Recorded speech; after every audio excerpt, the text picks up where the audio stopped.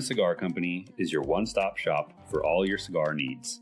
Whether that's a brand new humidor, a box of those new cigars you've been waiting for, a top-of-the-line cutter or lighter, a place to enjoy the finest cigars and spirits with friends, or the only cigars grown right here in the Sunshine State, we've got you covered. Come visit one of our retail locations for the ultimate cigar experience. Visit us online at coronacigar.com.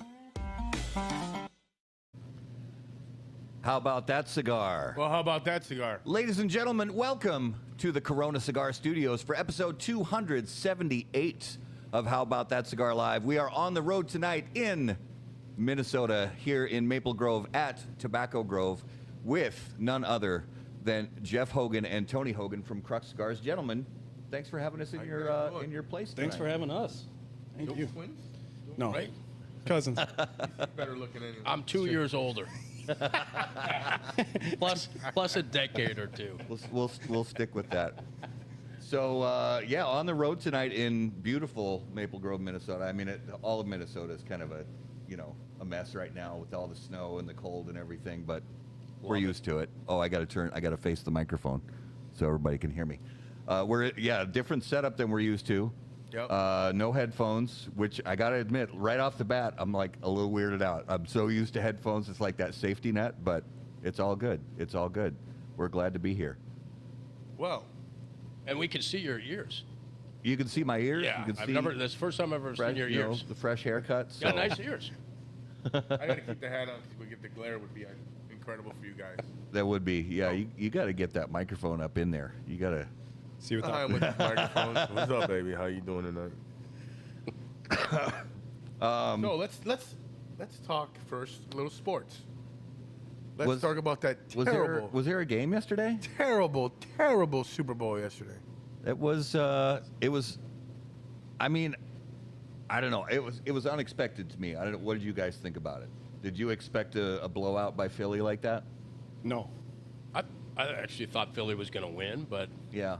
I didn't think it was going to be a blowout. It was just, a couple turnovers. You got Cooper DeJean, rookie out of Iowa, comes in, pick six, changes the whole pace of the game. Game over. I mean, that's what it did. And such a cool story. Not only was that his first ever NFL interception, he's a rookie, and it was his birthday yesterday. Oh, nice. Yeah. So I mean, it's 22, right? It's a pretty cool. I think he's just a kid. He's 22 years old. And I'll tell you, I've been rooting for him because one of my kids and I, we do these, breaks on the sports cards. And we have a one-of-one Cooper DeJean rookie card signed.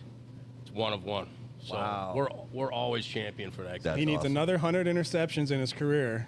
Then it's gonna be worth some money. Then I'm going to sell it tomorrow. There you go. Yeah. Yeah, exactly. Some family member's going to Strike while the overpay iron- for it. Right, strike while the right. iron's hot. Absolutely.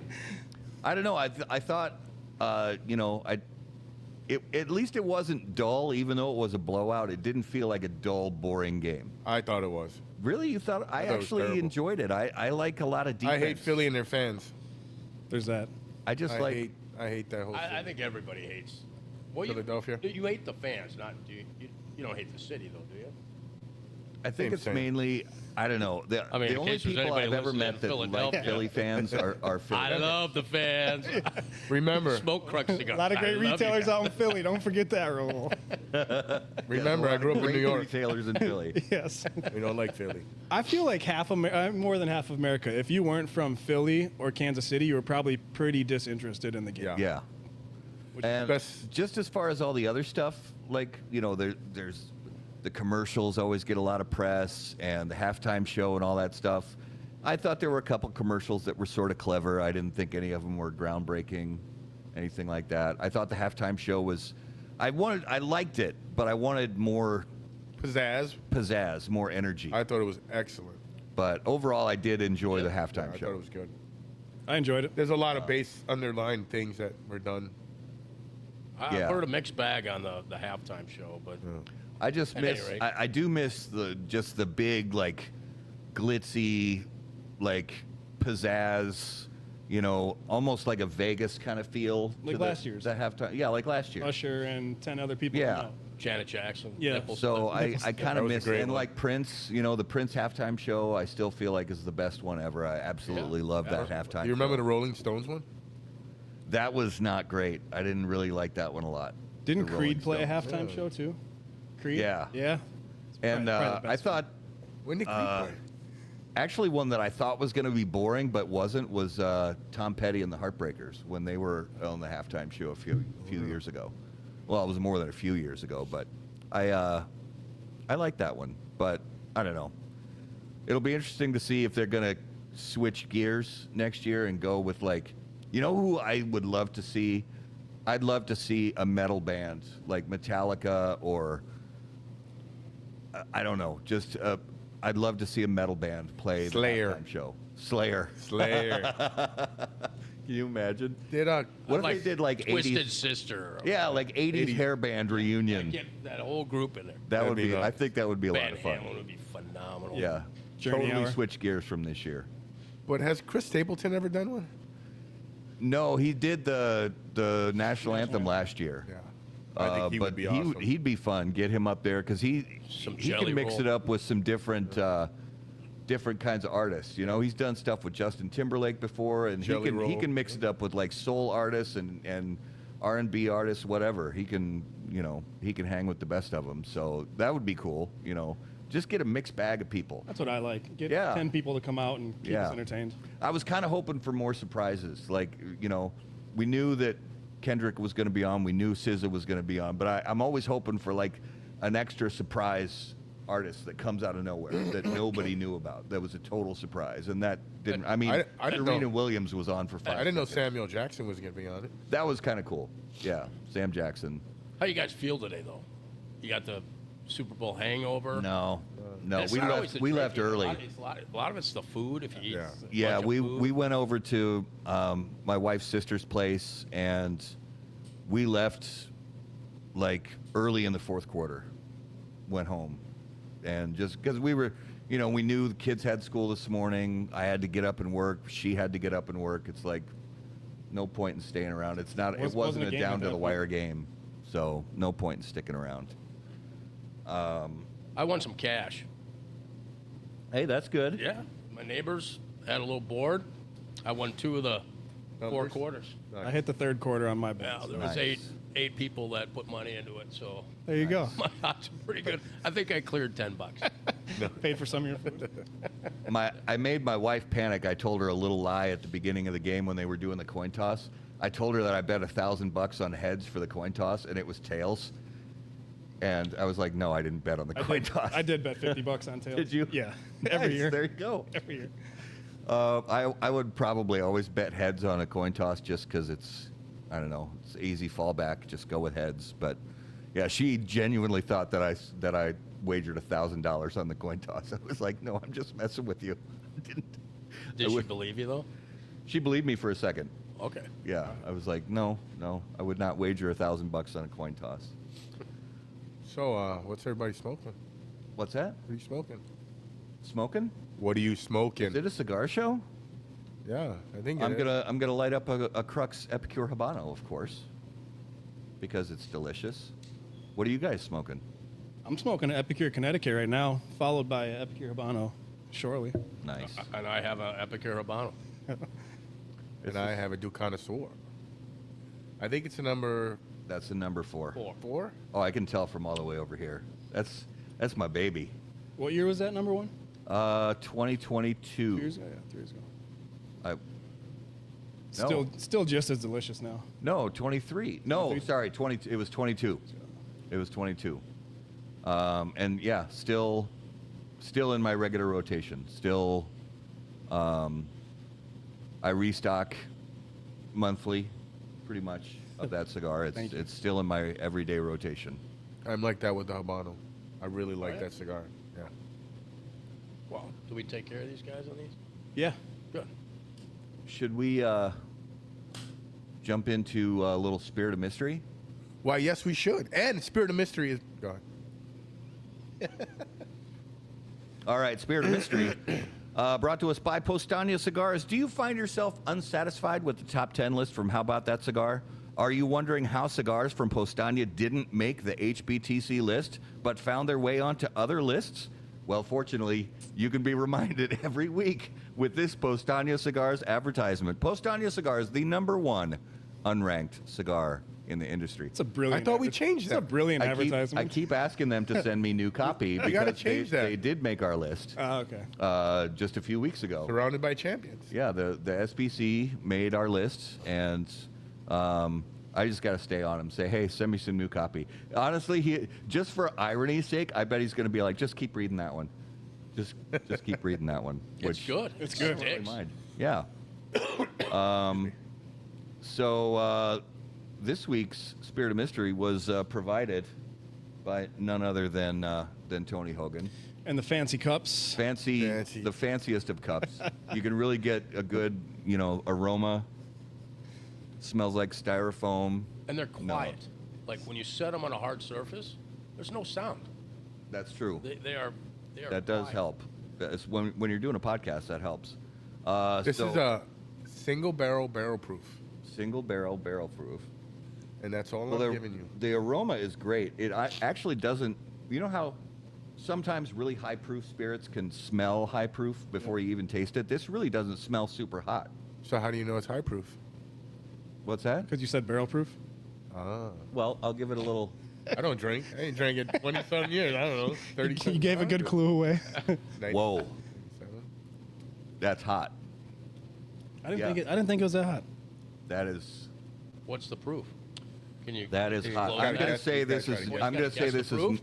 This is north of 130. This might be like between. I think this might be north of 135. Huh.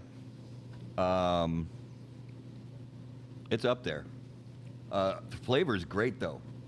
It's got some of the classic, oak, vanilla kind of bourbon notes to it, but there's also this kind of, how sometimes certain spirits you'll get like a little funkiness, like, I don't know, just funkiness, like musty, Like kind feet? of. What's that? Like feet? Well, like Grandma's basement. Like Grandma's Grandma's basement. basement, Yeah, Grandma's basement or Old Barn or something like that. And this has got just a tiny little bit of that funkiness, but even as hot as it is, it's got a lot of natural sweetness, which I really, really dig. So I'm gonna keep drinking this, and later in the show, I'll reveal what I think it might be, Okay. and we'll see if I come even in the ballpark. Do you ever get these right? He's gotten some softballs. I've gotten probably, I don't know, a handful One- right. Okay. Wasn't it last week? One every 8 to 10 shows he might get one. Was it That's last pretty week he good. picked one of your favorites and you said you didn't like it? Well, it's Right? funny It because was a bad Thanks for barrel. watching the show, first of all. Thanks for watching the show. Yes, Tony. thank you for watching. Yeah. So I had bronchitis and a sinus infection, and I was literally just on the road to recovery last week. And he poured Old Forester 100, which is Great my favorite cheap bourbon, like dirt cheap, $30 a bottle. I love Old Forester 100 because, if it's great for mixing cocktails, and it's also really good neat. It's not going to win any awards, but still my favorite cheap bourbon. And that's what he poured me last week, knowing that I was a little bit sick. Yep. And I did it on purpose. I was like, yeah, It's a good move. I was like, this tastes awful. It's terrible. And in your face the entire time he was saying it was awful. I was like, yes, he's just falling right into this trap. Here we go. Got him. Can't wait to tell you what it is. Oh, yeah, I felt bad about that. But, it's not like Old Forester's going to pull their sponsorship or anything. It's fine. It's fine. And if anybody from Old Forester's watching, hey, We will take a sponsorship. hit us up. Send a case. Yeah. So the last time we talked to you guys, I mean, we always check in at trade shows, but the last time we did a big interview here, it was actually a while ago. It was, One of my first episodes. it was one, yeah, so it was 18 months ago? Somewhere in that neighborhood. And, we're barely into, a couple month and a half into 2025. So just for our viewers, just to kind of get caught up with where you guys are at, talk through us how 2024 went for you guys. 2024 was a building year for us as far as revenues. We were up. We had good growth in the areas we wanted to have growth. When I say it was a building year, it was really, we assess about every 5 years some of the things that we're doing. And so if we want to get to the next level, we want to create efficiencies in all departments. We're hiring more people. We're growing the company. We're working tirelessly to increase consistency in the product itself. Getting new products on our innovation calendar, innovating in packaging. So it was a lot of those kind of things. So hopefully this year, people will kind of see those efforts come out in 2025, 26, and 27. So it was more work on building a really good foundation for the company, being that now we've had some success and the brand's doing well at a number of retailers across the country. We're looking at where we can go from here. And so I'm really pleased. We've got an amazing team. We've had some new hires, and I'm very excited for 2025. It's going to be a great year for us. Yeah. You want to add anything to that, Tony? Sounds great to me. So Good year. It was a good year. Yeah. we did get to interview at Cigars and Baseball, Yeah. right? Mm-hmm. And you had threw a couple lines out there, some new lines that are coming out, and you fish hooked me, and I'm dying to see them on the shelves. And when are they coming? Yeah, I mean, that's just kind of how we do it. I'll tell you, you look at, we're one of those companies that kind of tease things. Oh, yeah. We may even bring it out at a trade show. Now, the things that are coming out this year, we didn't display at the trade show, but quietly we told our retail partners what some of these new products would become. And so, things need to be finalized. We want to make sure the rollout is smooth. So, one of the things we do at Crux is we discuss things in almost nauseam. Like we continue to discuss what these new brands are going to look like, the sizes, the blends, the packaging, the color schemes. I mean, all these different things.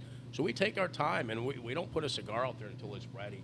We're not in any hurry to come out with the next new cigar. As you know, I mean, the Crux Habano was our first new cigar in like 5 years. Yeah. We're just not a company that comes out with a lot of new brands. We also look in our portfolio as to what's hot and what's not. And so, sometimes when you have in your portfolio brands that aren't performing, it's easy to cut that and plug something new in on the shelf. We just haven't seen that yet, right? So, Yeah. I mean, there's some exceptions to that. I mean, small ring gauge cigars like Du Connoisseur, we do very well with that number 4 that you like, that you rated number 1. That's a great selling cigar. For something less than a 50 ring gauge cigar, it moves very well for us. But there's really nothing we can cut, So when we're opening up new retail partners, when we're introducing the brand, our portfolio is expanding, so the additions this year will be things that I feel and we feel as a team will add to that portfolio. Yeah. You know, we'll be coming out with a lower price point cigar, you know, sub $10. And we can talk a little bit more about that, and that'll be introduced officially at the PCA show. We're bringing back the Passport. I think we talked about that. Very happy about that. And that'll have kind of a new look. It'll be, as far as how it looks on the shelf, it'll be a little bit different than how it looks on the shelf, kind of like the connoisseur is, but it'll still be in the same family. You'll still be able to see that it's a Crux, and it'll have continuity with the rest of our branding. You know, and then we'll come out with a little higher price point cigar, which commemorates our 10th year anniversary. And I think about that, it's already been 10 years, which in this industry, I mean, we're still babies in diapers in this industry. Yeah, it's a blink. I mean, I remember when you guys launched, and there's part of me that feels like it was yesterday. And I would imagine you feel that way sometimes too. Like, I can't believe this 10 years has gone this fast. Absolutely. Yeah. Yeah. So those are the 3 new projects that are coming out. We can talk a little bit more in detail on that. They will be officially displayed and for sale at the upcoming PCA show. Yeah. So we're excited about all those, and we put a lot of time into it. We're, you know, cigars have already been produced in these new lines. Yeah. With the exception of one of them, which will launch, or will actually be released a little bit later than the PCA show. And we're finalizing some packaging detail. But other than that, they're going to be ready to go. Okay. So, Jeff, let me ask you a question about when you sit down to figure out what sizes of cigars you're going to put out. Do the blends sometimes speak to you and say, no, this has got to be a Lancero, this has got to be a Corona, this has got to be a 60 by 60? When you're blending them up, or do you just figure we're going to have a Robo, we're going to have a Toro, we're going to have this and that? The answer is yes. I mean, so where we started as a company is we tried different blends, and we started more or less in a Toro shape. And then we took the blend from all the way down from like Lanceros and Petite Coronas all the way up to 60 ring gauge cigars. And what you're going to find, unless you're changing that blend, it doesn't still feel like it's in the same family, right? So it's almost like the range game in The Price is Right, you know, when you got to kind of pick that range. And so we test all these different sizes, and where we used to be was we would find that range, and that's where that line of cigars would be. But then you get in the real world. And the real world is we're a company that, we want to do our best to make great cigars and experiences and have people follow us, right? Yeah.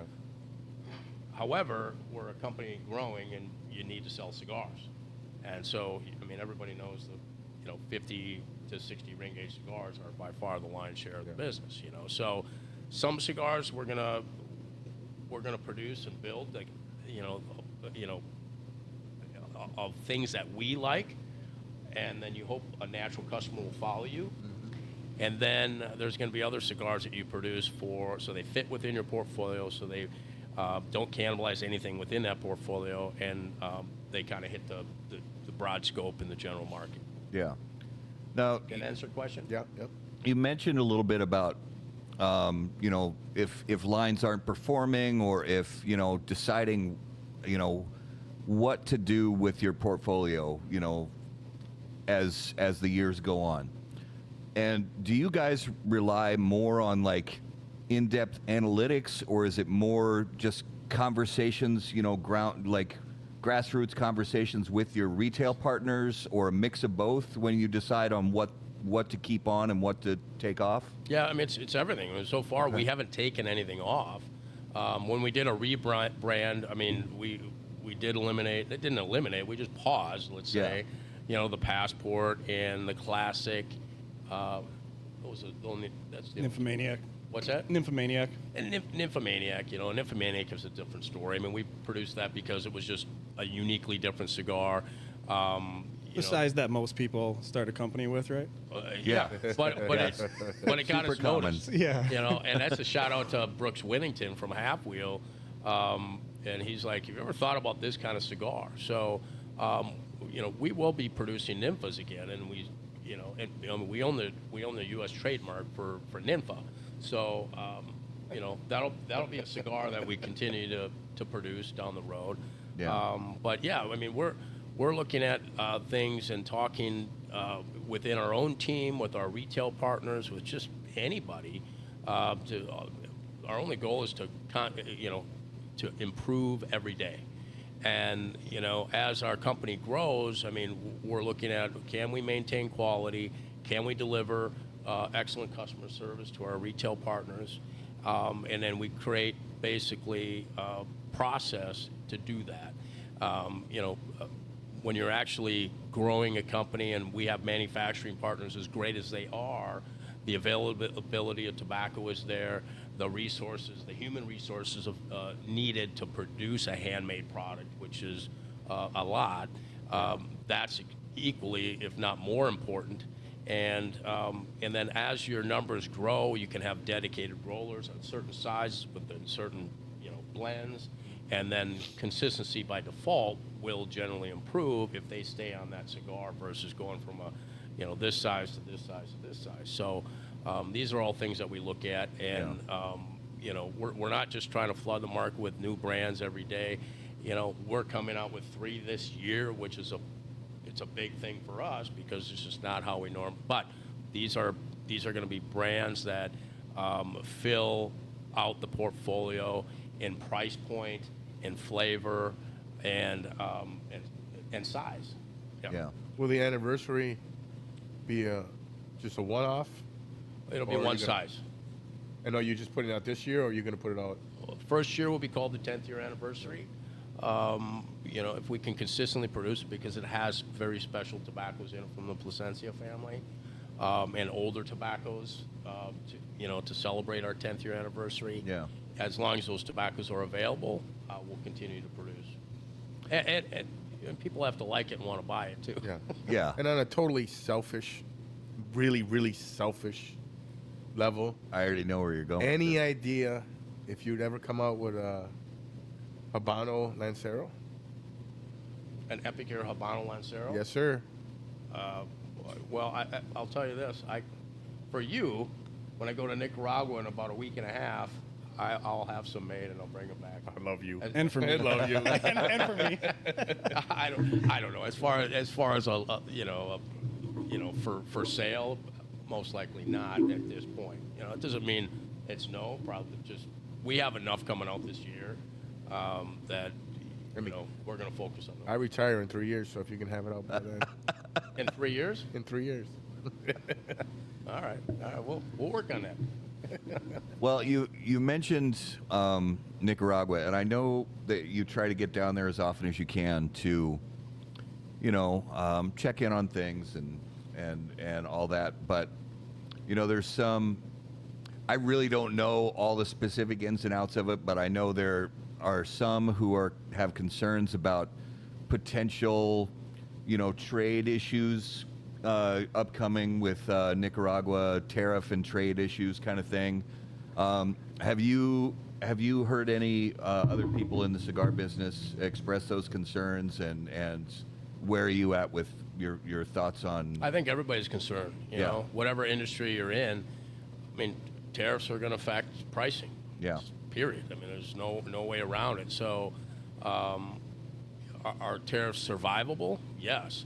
It ultimately is going to, I get it. There's 2 sides of tariffs, right? And I'm not an expert on tariffs. I do know that it will increase the price of cigars if there's tariffs imposed.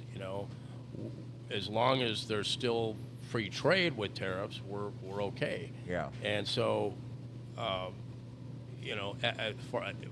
from a strategic point, then you look at, the amount of tariffs, the length that those tariffs could potentially be in place, and then you make purchasing decisions based on that, right? So, for example, if you're buying packaging in China and you have a 10% tariff, is that going to stay at 10? Is it going to increase? Is it going to go away at some point? And so, those are real numbers that, that we look at. Yeah. As far as how much packaging would we produce, how many cigars would we produce, and so if you can outperform those tariffs before they go into place. But bottom line is they have to be. If they're in place, it's survivable. I mean, 10% tariffs, I believe, are survivable. 25% tariffs are not as survivable. Right. You know, that will have serious consequences to any industry, in my opinion. But once again, I'm not talking about, you know, Canada and some of these other countries, but like those are big numbers, Yeah. you know, that affect people. So Tony, I got a question for you. Sure. How's it working with family? The best. Business. Yeah. Everybody Are you always, ever worried about getting fired? yeah, all the time. Got to perform still. I don't get to keep the job because he's my cousin. Still got to perform. I guess people always say, right, don't work with family. Yeah. But I don't think they have the right family then. To me, it's been a dream working with Jeff and Casey.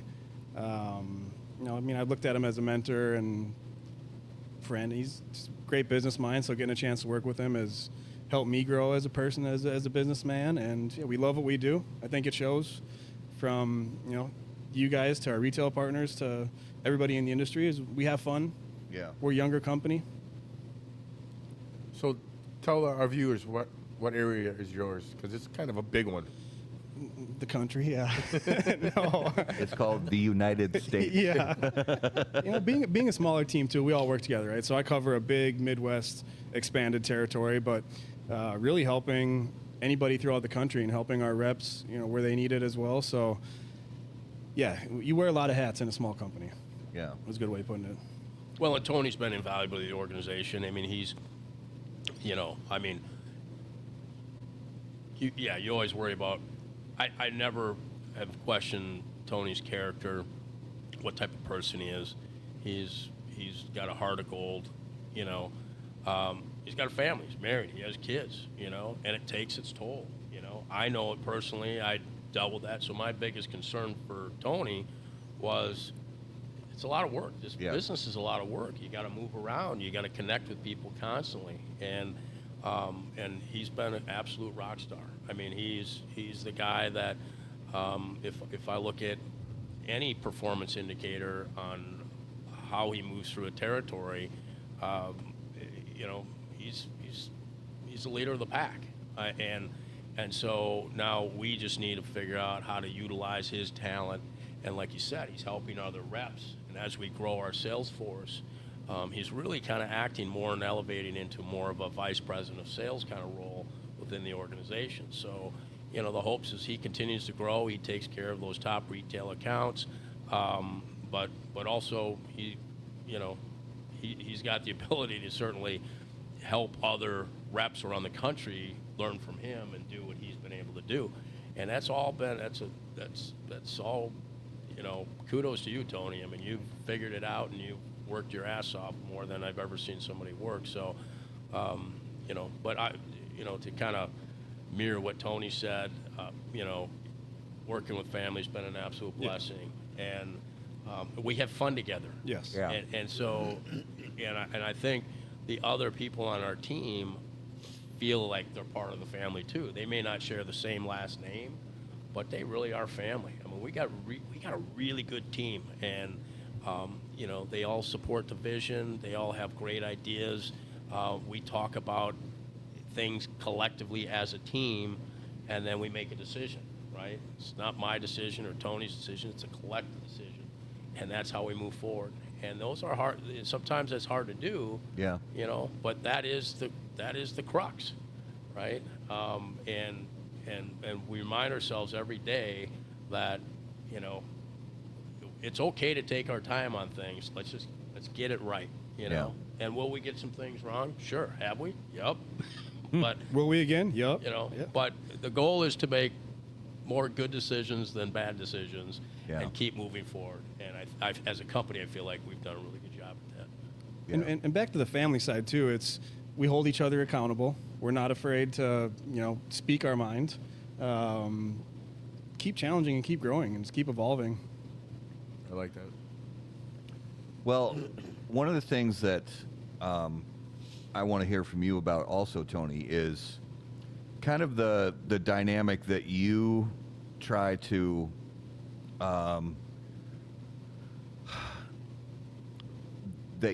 gauge with retail partners, specifically with potential new retail partners. You know, there's so many different scenarios that you can gain that relationship with a potential new retail partner.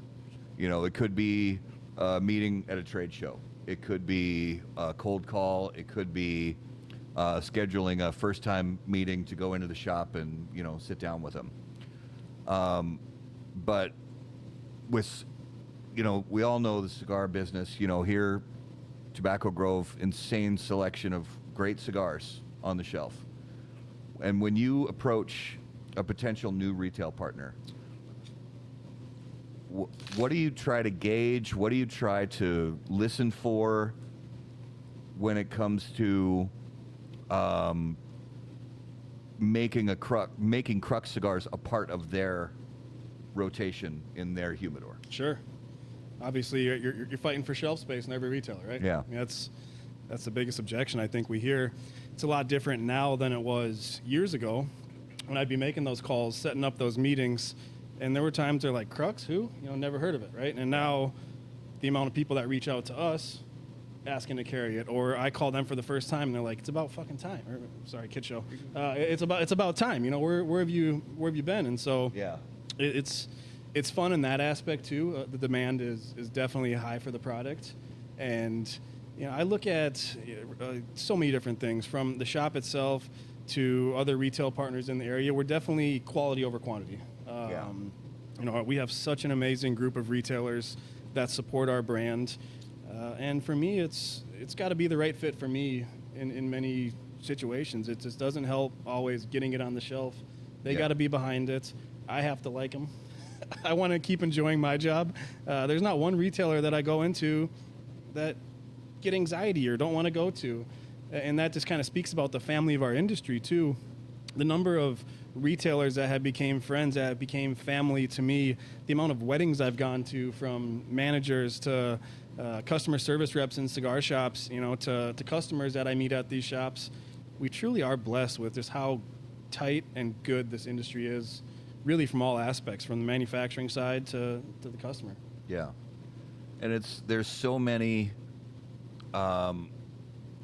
different, like you mentioned, there's so many different things to take into account when you're working with retail partners.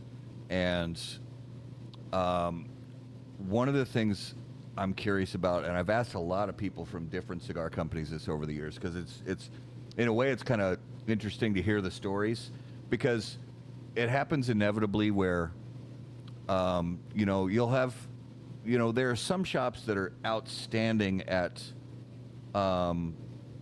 curating their humidor and really putting the proper range of products and wrappers and sizes and all that kind of stuff and brands. And then there are some cigar shops that struggle to do that well. Sure. So do you also kind of see yourself, especially if let's say you get a retail partner that says, man, you call them up to check in, and they're like, man, your stuff's just not moving. How do you navigate a situation like that specifically when they're like, your stuff's just not moving? Luckily, 'cause that's tricky. Luckily, we don't hear that often. Good. But there are times, right? I mean, Yeah. good part of us, our packaging stands out in the humidor, right? It's sexy packaging that draws that end consumer in. The second they walk into the humidor, you're going to notice that Crux is in that humidor. And then the product speaks for itself. They try it once and they're going to have conviction and want to smoke it again. But if there is a retailer struggling, we figure out why. Get to the root of the issue. Get a promo. I mean, maybe a lot of end consumers are stuck in their way of smoking the same thing. They walk into the humidor. They could probably go in there with their eyes closed and know what cigar they're picking out. Yeah, it's third from the left. Exactly, on the second shelf. And Yeah. if they move the box on the shelf, they're kind of mad, right? What'd you do with my cigar? I moved it 2 feet over. It's right there. But there's different programs you can put in place. Sometimes it's just me getting down there and doing a cut and light and getting my captive audience of their end consumer and letting them know our story and telling them about the tobacco that we're using. And a lot of times it's just that, getting it in their hand for the first time. Yeah. And that's one of the things. I know all of us have seen it. We've traveled a lot. We see a lot of cigar shops around the country. And I know that I've seen it before, and I've talked to a lot of other people. I know you guys have seen it before, where you see certain cigars in somebody's bargain bin, and you're like, what? This doesn't. And obviously, you know, there have been times, even myself, you know, that I have to bite my tongue and be like, I want to sit down with this retailer and say, okay, this cigar should not be in your bargain bin, and I want to talk to you for like 20 minutes just to, you know, help you. And You mean after you buy all the ones in the box? I was going to say that. I I'll selfishly. still buy them all from the bargain bin at the bargain price, but still, it's like these, Excuse me. you know, there are a number of different brands, you know, that I would say Crux is definitely one of them. It's like these cigars should be like one of the focal points of your humidor, and you know, sometimes, and you can especially tell. At least I can especially tell when there's a brick and mortar owner who is still kind of getting their feet under them, learning the business, learning the consumer habits, learning, you know, how to set up the different brands' placement in their humidor, and even stuff is what some people consider trivial, like lighting. You know, whether it's lighting in their lounge or lighting in the actual walk-in humidor. And you know, for you guys is in the sales part of things and the retailer relations, you know, trying to sort of gently nudge them in a correct direction. Sure. It's not just going to help Crux, Correct. but going to help that retailer in general. And I think, and that's the trust part, right? You know, so Yeah. many of my retailers, I'll help them out just on the retail side of it alone. I mean, Yeah. here for 14 years or so before jumping to the Crux side. So I've had a lot of experience on the other side as well. I helped so many retailers with the bar side of business in the States that they can have that and just help them be a better retailer, not just with Crux, but in general, because I want to see Yeah. everybody succeed in this industry. It's such a small industry. We all have to help each other out. Yeah. So to our audience, I'm sorry, we don't have our prompter in front of us to say what you're putting out there, but Tyler said that he had a dream about you last night. Wow. Tyler Jeffrey. Congratulations on the Wow. engagement. And then- I don't know if I should be in your dreams right now. And then he but- also said that you were one of the best guys to help him out when he was in the shop. Oh, before he amazing. went business. Thanks, Tyler. Also, there's something about Casey running for PCA board. Yeah. Oh, yeah, let's hit on that, definitely. Casey's one of the finalists. There was several applicants for the PCA board, and it's been narrowed down to 6. So if you're out there, please, as a retailer, Please vote for him. Please vote for Casey. I think Jay Davis mentioned that, right? Yep. Yeah. Yeah. Yeah. Thanks, Jay. Thanks for mentioning that. You know, Casey, he is committed not only to Crux but this industry. He loves the industry. He works tirelessly. He's somebody that connects with so many people within the industry, and he just wants to be around forever. Yeah. And so he's the guy. He's got great ideas, and more importantly, he reaches out and to other retailers, to other manufacturers, and he's willing to have those conversations to figure out how this organization PCA can continue to grow and get better and get stronger. And so Jay, thanks again. And my plug for Casey too is he sees all sides of it, right? He worked years on the retail side. He is down in Nicaragua often, seeing the manufacturing side. Obviously, speaking with countless retailers every day, but he really sees the vision and enjoys where the direction of PCA is going. And he, like Jeff said, he truly wants to help and make a difference and help grow our industry and PCA as well. So I think hopefully he gets it. I think he'd be great to sit on that board.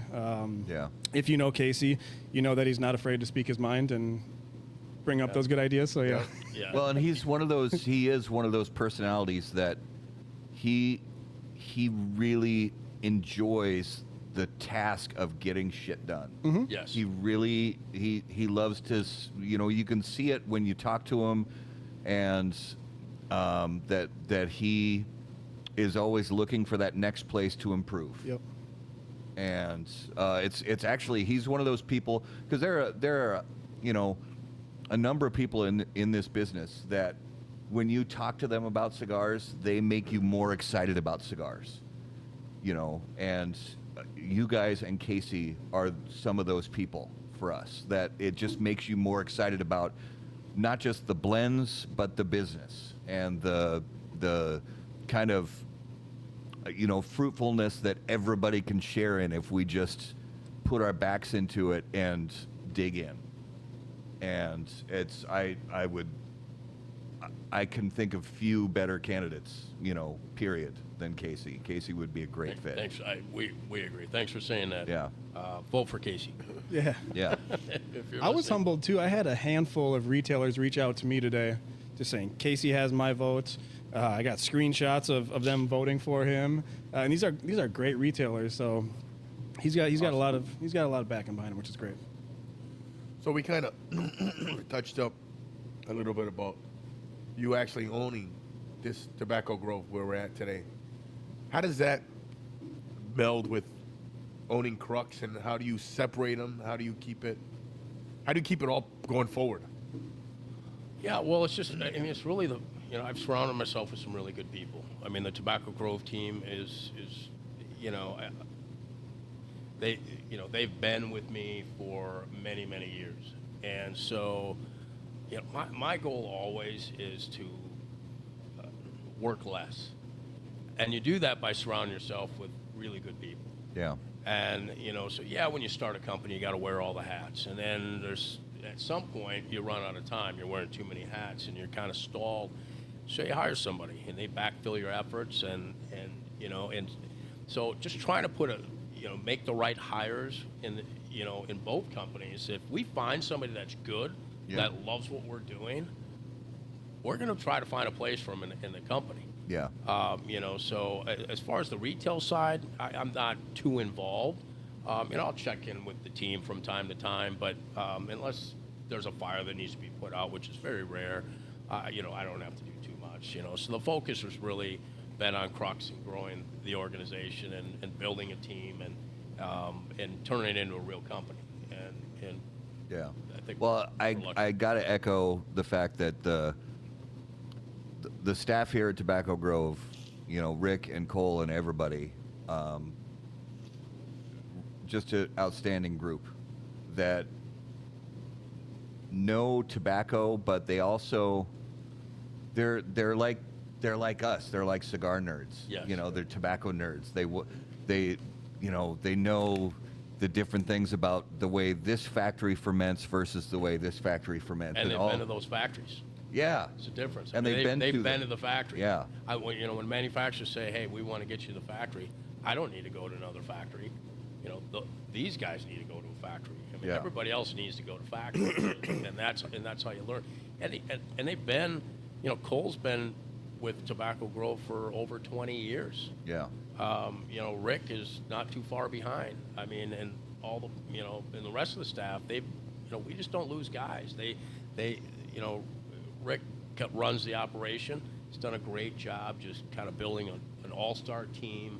He focuses on customer experience. We talked about a long time ago, as a retailer, you have to look at your business as, this is not my store. Yeah. This is not my retail business. This is the customer's retail business. We just run it for you. So what kind of cigars do you want? Keep them in stock. Offer a good environment. Yeah. And give them the best customer service you can.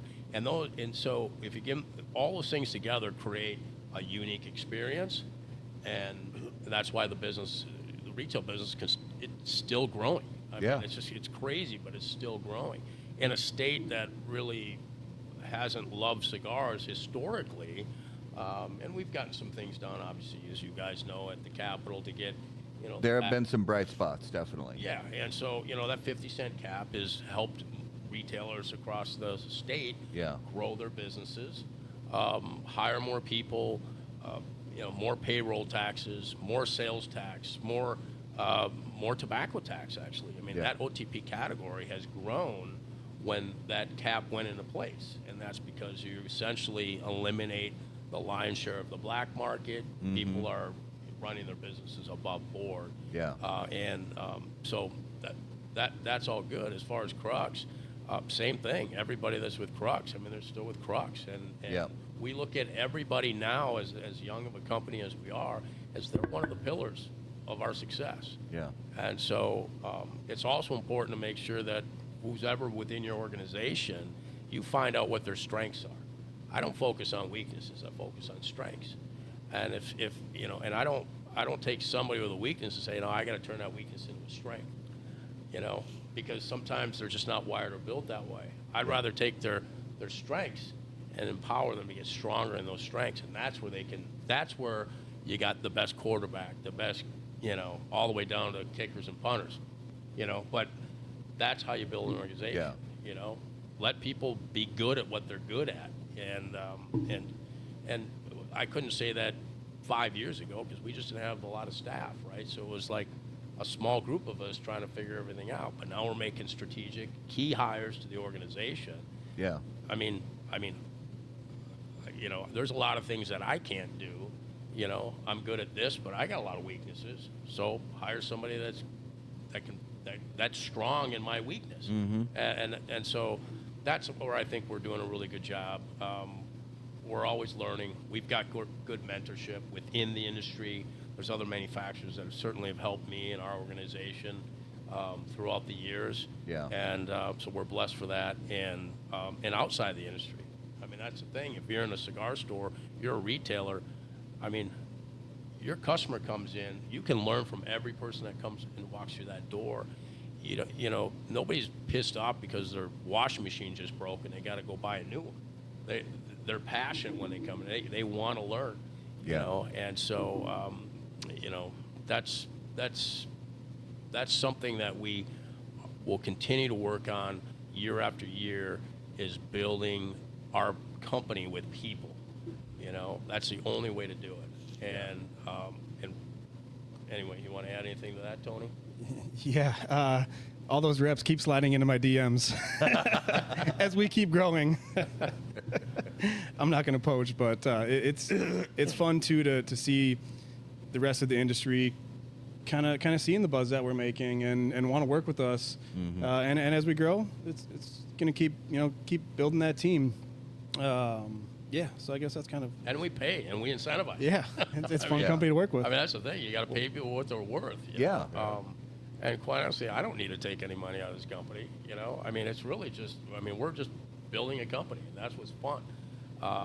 And you know, circling all the way back to an earlier comment that Tony made, it's like, we do this because it's fun. You know, growing a business is fun. You know, the relationships are fun.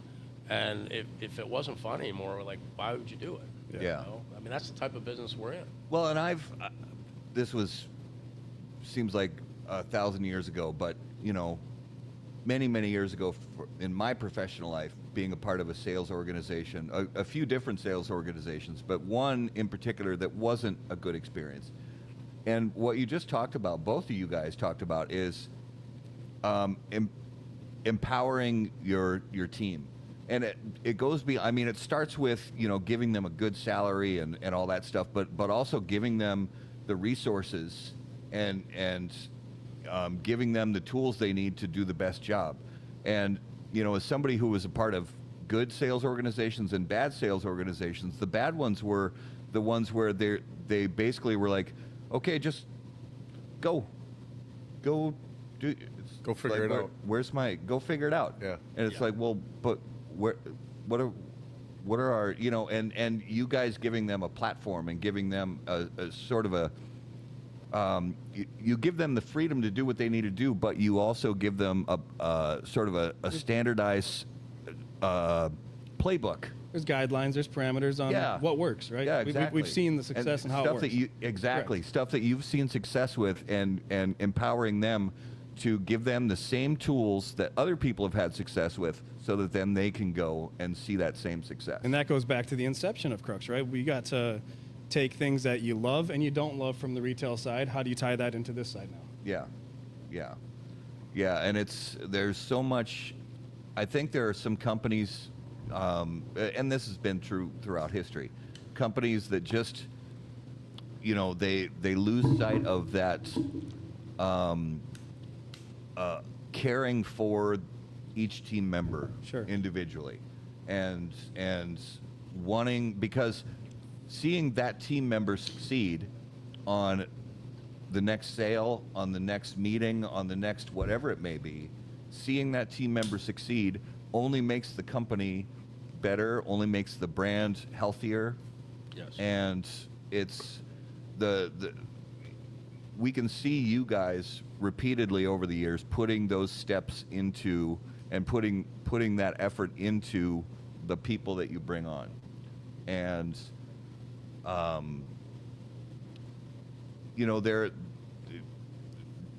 just the fact is there are organizations out there that are still kind of have the blinders on and the tunnel vision, where they're just seeing the analytics and the profit, the profit and loss statements and all that stuff, and they're not seeing the dynamics of each individual person in their organization, the differences in region, because we all know that, from one region of the country to the next, the dynamics in a shop or the dynamics in a community could be completely different. Yes. And finding the person who's the fit for the dynamics in that region could be the difference between mediocre and lights out sales, So, right. Well and said. you guys really see that, because you can see it in the growth that you've had across, that you've talked about, the growth from one part of the country to the next, seeing the recognizability where when it's got to be such an incredible feeling when, that the earliest days of the company, and you're out there grinding and selling and grinding and selling, and then all of a sudden one day people start calling you saying, I heard about your cigars and I've been hearing about them and I want them in my shop.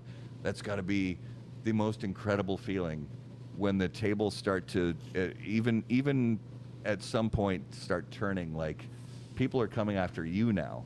It's got to feel incredible. It does. It's there was anybody that started a brand or a business knows that it doesn't all start off with successes. I mean, puppies and rainbows. It's just not. It's so hard. And I remember the first 5 years. I mean, my wife and I would sit with our accountant, and my wife would go, "Are we going to be okay?" And I go, "I think so." I think so. In the back of my mind, I'm like, God, I hope so. And it was my accountant that's like, you got to keep at it. You guys have something here. Yeah. And so keep at it. It's been it was a struggle, but to your point, that hard work pays off. And this is it's an industry that so many people can get into, and it's. You can have a manufacturing partner make some cigars. You can get some packaging. I mean, it's pretty easy to produce a brand, you know. But to get that brand, sales is always a function of distribution. Setting up distribution is difficult. It's painful. Brand awareness and building equity in a brand takes time. And like anything, whether it's a fine spirit, a wine, a cigar, it takes decades to build equity in a brand. And so any brand owners, their goal is sustainability, right? And is this a product that gets set in any new store that's going to open up in the country? If it's just at the top of the list, Yeah. And some of those legacy brands like a Padron, a Fuente, a Davidoff, all the brands, right? I mean, they're going to be at the top of the list, So our goal every day is, okay, as a partner to our retailer. Most retailers across the country, I mean, they may deal with 25 to 30 different cigar companies. They may have different brands within those companies. And so our goal is, how do we move up that how do we move up the list, right? How do we get in the top 20, the top 15, 10, 5? And so there are a number of retailers that were in the top 5. I mean, and that's a great feeling in itself, you know. And it's hard to do that, but you know, we always try to look at it from, like Tony said, you know, we started as retailers. So as a retailer, you know, we look at the rung of the ladder. What rung of the ladder are you putting us on when you come in? Right? So, like, do you make a consistent product? Do you have marketing that creates some kind of pull effect? You know, understanding that takes time. You know, do you keep it in stock? You know, is your wagon full? And that's something we've worked really hard at, is keeping our wagon full, which is in our warehouse in Boca Raton. And we have a very healthy working inventory, so we can scale this company. And then, are the cigars protected in terms of price?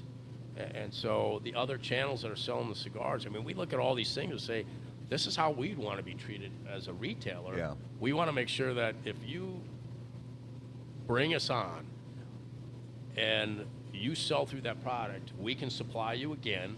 So God forbid a consumer actually loves our cigar and then they can't go back in that store and buy it. Now they're finding it somewhere else. That's my biggest fear, is that we would never run out of product. And out of all of our SKUs, I mean, we might be out of one at a time. You know, I think that's not going to happen at all this year. I mean, we're right, and so, and that's with us scaling at the rate that we're scaling as well. And those are hard. I mean, it takes a lot of investment, a lot of patience, a lot of, you know, deferred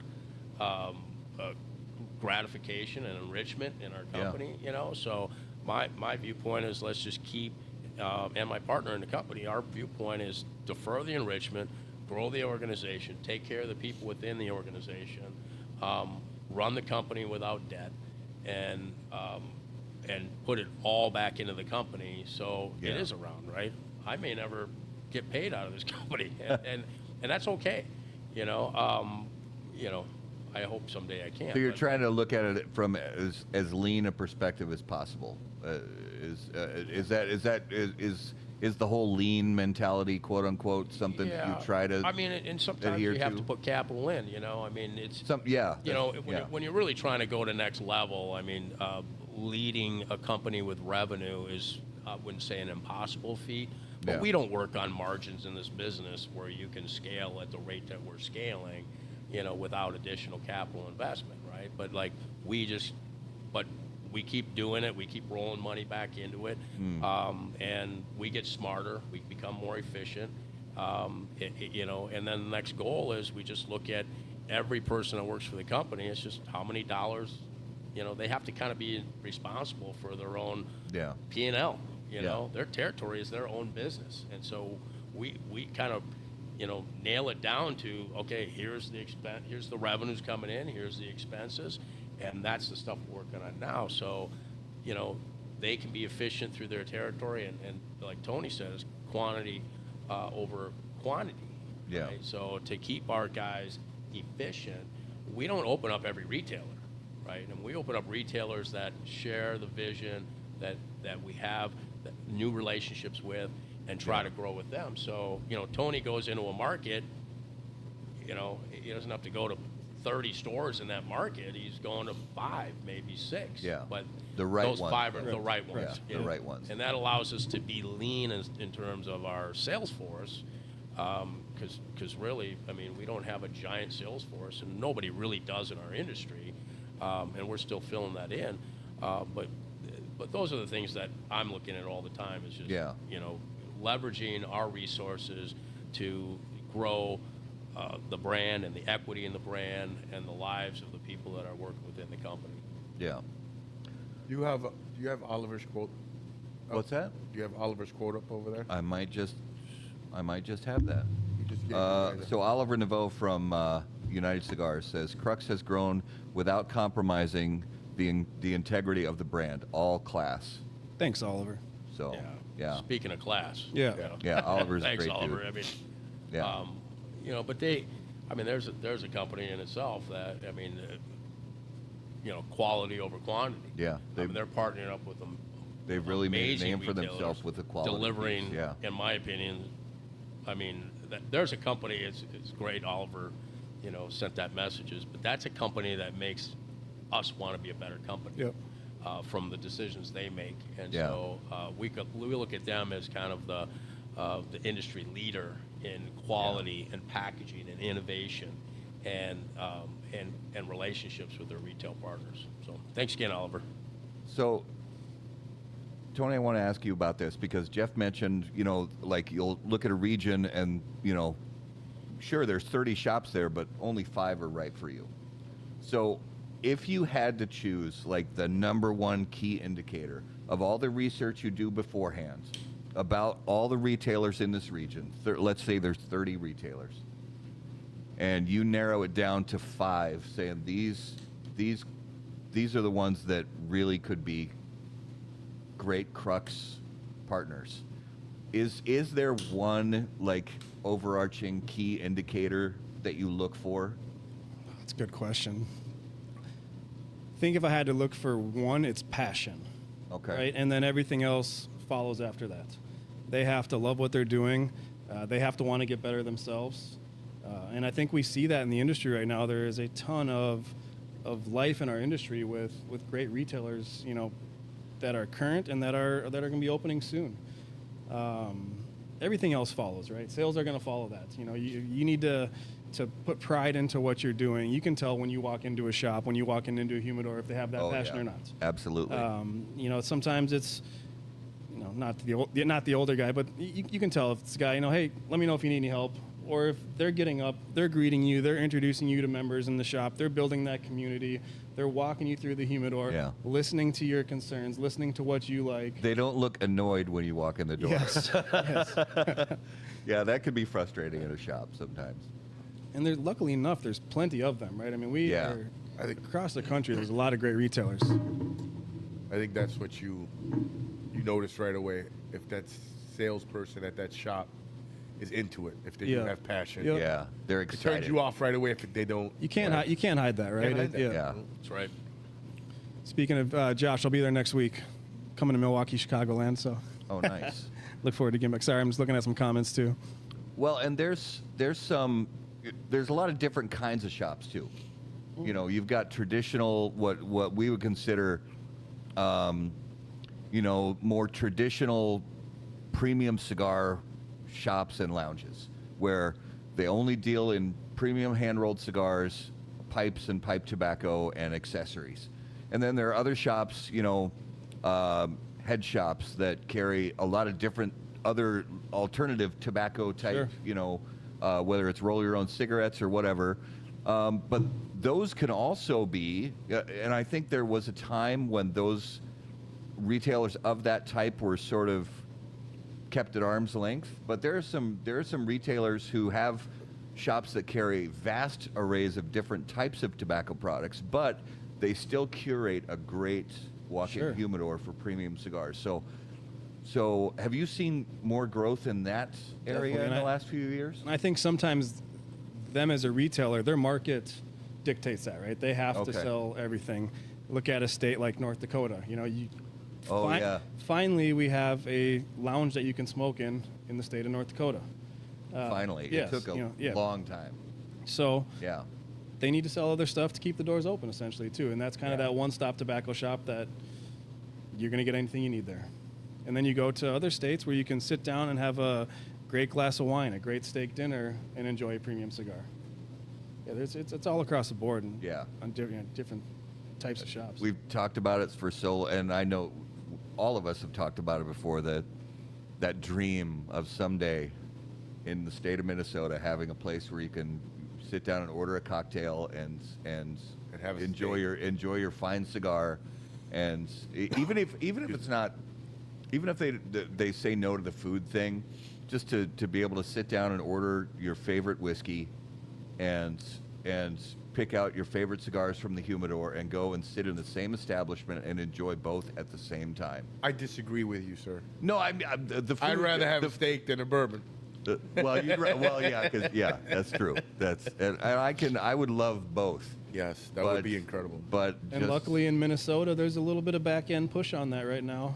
which is amazing because it was only a few years, because we've known Jim Nash for a long time. He's state rep from kind of out western area, west of the Twin Cities area, and he's done a lot of fighting for cigar rights. Yes. And there was a time, I want to say only like 4 or 5 years ago, where Jim was like, it's never going to happen. And just this past Cigars and Baseball, he's like, it might actually happen before I die.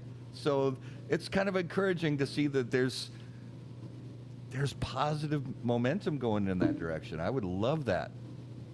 Me too. Man. Speaking about getting back to Minnesota, you guys are both from Minnesota. You're based out of Minnesota.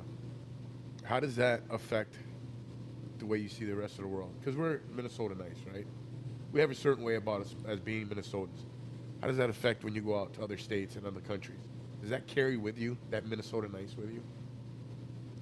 I mean, I don't think it's a bad thing if it does. Minnesotans are also known for being passive aggressive.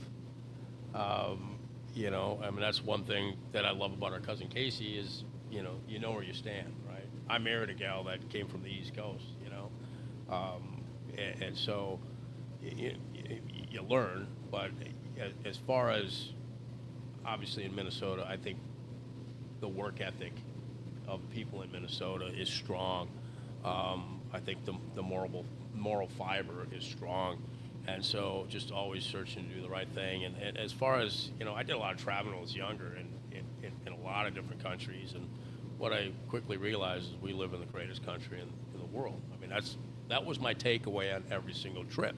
It was great to see the world. It was great to explore new cultures and appreciate that. But my gosh. Great to come back home. Always great to come back home. And always talk to young people in these other countries, and they're like, yeah, but your country has no history compared to our country. I'm like, yeah, well, we've got a couple hundred years of incredible history. I mean, what we do here in the U.S. is just remarkable. Yeah. So I don't know. I mean, it's not really answering your question, but I think, for us, it's just, you go down in the South, like I'm in Texas. I mean, they basically think, if you're from Minnesota, you're from Canada. Yep. Yeah. I mean, Southern they call you Canada. Canadian when you're in Texas. And in the Midwest, you probably don't see any of that. But, we're a state that, listen, we have the change of the seasons. We got to go through tough winters, and all that stuff, I think, tempers us as people, And, we've had some mild winters as of late. And, which kind of bums me out because I bought a new snow thrower this year, and for the people in the South. Literally So bought what a brand happens? new one Like this you year. had some snow in Texas, so you don't need to take like squeegees to get it off your driveway. Like we actually have machines that take the snow from the driveway and move it into our yards. But I bought a new one this year. It's all battery operated. It's super quiet, kind of fun. So you embrace it. You embrace tough weather. We enjoy the great weather we have, and I think that just you have to get in a mindset where in every situation you're in, you just appreciate that we're alive and we're having fun, and that's the beauty of the cigar business, right? Yeah. It doesn't matter where you're from. If you're a cigar smoker, and everybody says it, doesn't matter walk of life, whatever. Like it just. It knocks down barriers. We're having a good time. Look what you guys are doing. I mean, you guys have your own show. You guys are doing very well. We're just hanging out, smoking cigars, sipping on a little bourbon. I mean, it's not a bad deal, right? No. Work is hard. Yeah. Yeah. It's tough, but somebody's got to do it. Yes. Might as well be us, right? Should we bring up this little thing going on Saturday? Oh, yeah, absolutely. Yeah, before we go to Numero, absolutely, yeah. So I'm going to get up, and I'm going to let somebody come sit in my seat. Yeah, but just give us a little primer. All right, primer. On Saturday at Red's Workplace, we are lucky enough, honored enough to have Crux sponsor this event. It's Firefighters for Healing, and Firefighters for Healing was started about 7-8 years ago, I think. And what it is we give a place for the parents and loved ones of children that have been burnt in fires to stay rent-free. We supply their food, their toiletries, a good place for them to come back after they've been in the hospital all day and unwind and relax, and maybe take care of the other kids. We have a whole floor now downtown right across from the burn unit. And this Saturday, Firefighters for Healing has an event every year called the Red Tie Gala. A wonderful event, and it's grown. It's grown so much that us knuckle-dragger firefighters can't afford to go to it anymore. That's a good thing, right? That's a good thing because they're making the funds to help them stay up. So this is our way of giving a little chunk back to them or to them. Yeah. And Red was nice enough to give up his building, his lounge for Saturday, and Crux was nice enough to sponsor it. But not just us, though. There is a group of great sponsors. The community really is stepping up to the plate for this one, which is great to see. From local retailers to other companies in the cigar industry, it's cool to see everybody come together for a good cause. It is. And I'm going to let Red jump in here and give you some of the ins and outs of it. I was merely the figurehead. So here you go, Red. Yeah, jump on in here, Red. Uh-oh. We have well, more. I'm pretty sure we can help with that. So, Red, you've talked to our viewers before on at Cigars and Baseball and at some other events. So, you've got a great, it's we call it a lot of people call it home away from home. There's a lot of cigar smokers in the Minneapolis area that call Red's workspace home away from home, and they spend a lot of time there, enjoying. There's a lot of great, places throughout this facility that you have where they can sit down and enjoy their cigars. But you've also made it a point to make your space available for events like Firefighters for Healing, when the opportunity comes up. So talk to us a little bit about the facility that you have and why the Firefighters for Healing event is an ongoing event at your facility. Sure. I mean, the biggest thing about, my slogan at Reds is Reds culture. So the first part about why Reds got started was kind of a safety space, like that clubhouse, the treehouse, the guys gathering. It's turned into a lot of therapy for a lot of guys, which cigars do, that bringing people together and safe, common, sanctuary. That's the type of thing I sell when I bring a person in and interview them and talk to them about what you can expect from an experience from Reds. And it's huge. It's 4,000 square feet. It's 4 levels. It's got lots of nooks and crannies where guys can work, and it's got 2 levels that are more of like your community-based. We can all hang out together. Super Bowl night yesterday, I had 2 floors that had 15 guys watching it together, having a great time, and then I had 2 other floors with 3 different groups of 3 hanging out, doing their own thing, kind of enjoying their own space. It's been a blast. I left law enforcement with some mental health issues in terms of walking away from that with PTSD, and I walked right into a brand new community, a new purpose in life, a new direction, something that saved me of the 300 or 400 guys that left the job the way that I did. I realized immediately that it was something that was helping me. So when I started interviewing and bringing new people in, I wanted that to be the same thing for them. So I really started to pursue culture and community over profit, which is a super dumb business model in terms of actually trying to build something fast. But it is a good business model for sustainability, which I actually brought Jeff in right away because I was reaching out to people. I worked for the government for 15 years. I really didn't know how to do business. Yeah. So I reached out to mentors and tried to find just different avenues to listen to, and then I found my own way as well after that. Yeah. And it was really slow growth versus fast growth. It's a break-even job that I'm at, and I run the space for a longevity to help people, basically, for that, exactly the, leading back to your opening line, a second home. Yeah. And cigars bring people together. Everything I was trying to do out on the street as a police officer in different communities, getting lots of animosity, when I brought it into a singular environment with people from all walks of life, as long as it started with a cigar, that was the equalizer. Yeah. It was disarming to most people. Mm-hmm. And then once you came in and you've had 20 cigars with guys, then you grow and learn with each other. Yeah. It's been amazing. So as soon as Raul came at it, well, obviously we have a kinship between the police and fire side of things. And when he talked about doing something as a charity, I had never opened up the club for something this big before because I wanted to keep it private for those guys to have their sanctuary environment. But this was just too good of an idea in terms of helping and starting to expand in the cigar community. Yeah. So I'm super excited about it. And of course, the first person we went to was Crux, because Jeff was one of my first mentors, and Tony's a great friend and teaching about repping and that type of stuff. And I got to go out to Vegas to PCA and TPE and enjoy those times, and they kind of walked me around and showed me how to do it. It's just been a blast. So we went to them first. Hey, we need a big sponsor. We don't know what we're doing, but we're going to run this fundraiser.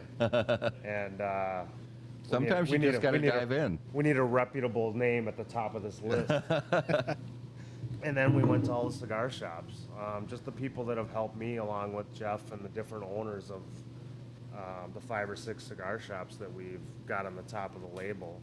And they're all carrying that's the other great thing about Minnesota cigar culture, which is curated long before I got into it. But all the shops aren't enemies.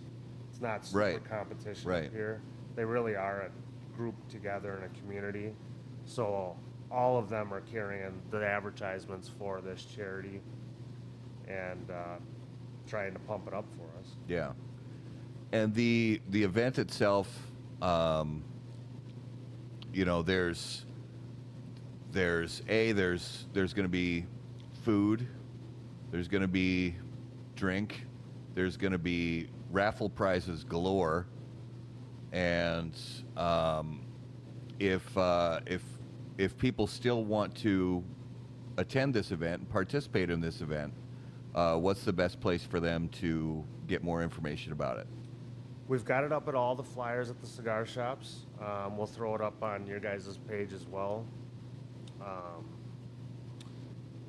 It's on the Facebook groups for all the local cigar community Facebook groups.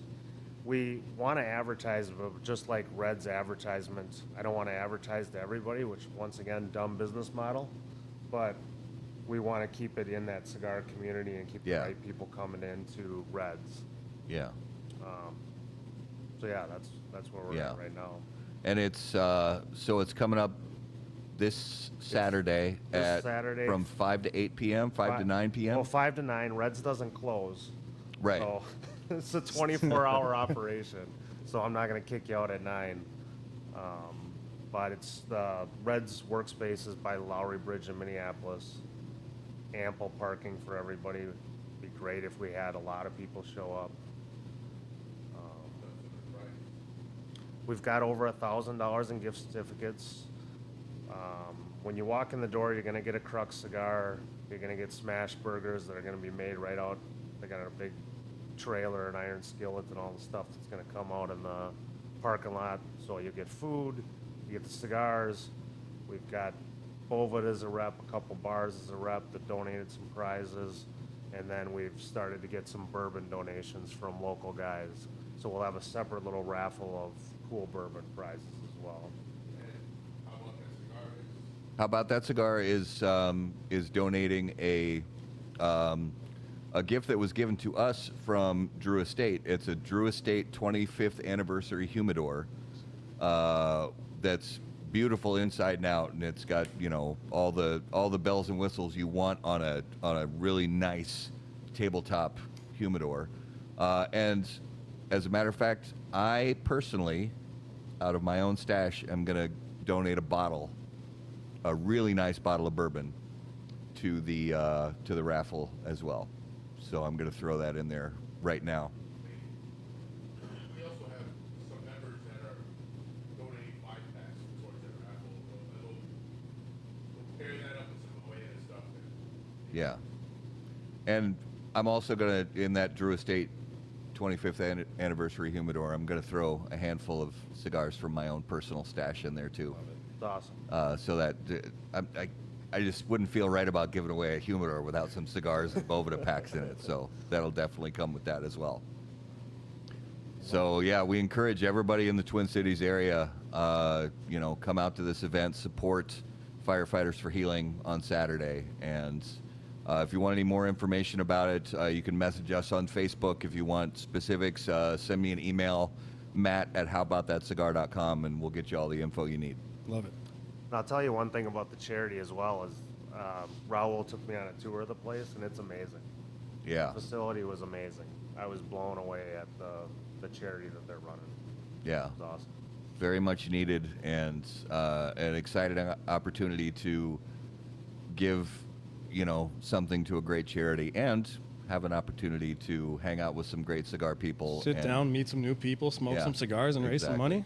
Sounds like a Exactly. win-win. It's an absolute win. Yeah. Now, for the people that may not be able to attend, is there another place they could donate? That's and a great participate? question. On the Firefighters for Healing website and on the flyers, they've got a donate page. Oh, okay. We'll throw it up in the comments before the show's over. Yeah. A place where people can. Oh, thank you. Love it. All right. Thank you, boys. Thank you, Thank Red. you. Thanks, Red. Appreciate Thank it, you. brother. Yeah. Good job. Looking forward to the event. Hey, Red. Why do they call you Red? It's a good nickname. My wife didn't know it, but when I worked undercover, that was my nickname. Okay. Undercover is police officer. Undercover nickname. Love it. So she suggested it as the name of the business, and I just started laughing because I never told her. What? Good name. So do you think it's time? I think it is time. All right, guys, it is now time for this week's Numero de los Muertos. You didn't say it with me. I'm sorry. I was preoccupied looking at the. No, that's all right. All right, so Numero de los Muertos this week. I got to switch up the apps on my phone here. The number we are looking at this week, on average, every year, worldwide, between 100 and 500 people die from this. Every year. Every year, worldwide.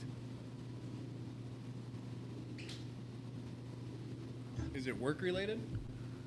I'd say it's Tony's played this rarely, before. if ever, work related. No, I've never got to play this just at home. You know, gotta remember. And Justin, since we don't First have time. our screen in front of us, if you see any good guesses, holler them out. Yeah, is it weather related? Not weather related.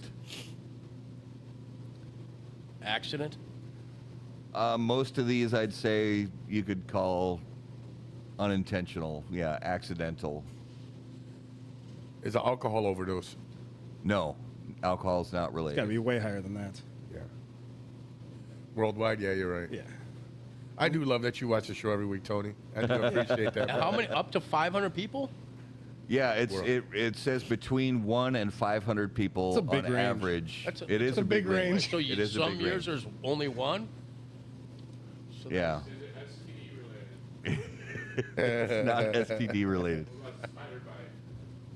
No, spiders are not involved. Any other animals involved? Animals are involved. Okay. Is it getting hit by a deer in a car? No, it's not, but that's probably up there. It's not even the deer that once you swerve you. I don't know about fatalities, but I know that vehicle collisions with Oh, yeah. deer are Is it extremely common. anaphylactic shock from bee stings? No, it's not bees. Land animal? It's a land animal, yes. Land animal. Not No, hippos. hippos are way higher than that. Yeah, hippos are really common. It's not rabies. Worldwide. Worldwide. So it's got to be an animal that's Animal, not reptile. Is it a Not a tapeworm? reptile. Tapeworm considered an animal, ain't it? It's not a tapeworm. Ooh. I think that was one of the answers once on Numero. Is tapeworm. So is it a four-legged animal? It's a four-legged animal. 1 in 500 is a big number, Yeah. but worldwide. It says the Alligators number from- no, varies it's by Atlantic. region and year. So one year it'll be 100 and all concentrated in one area, and another year it'll be 500 and spread out more. But I'll say that this isn't an animal that's found all over the world.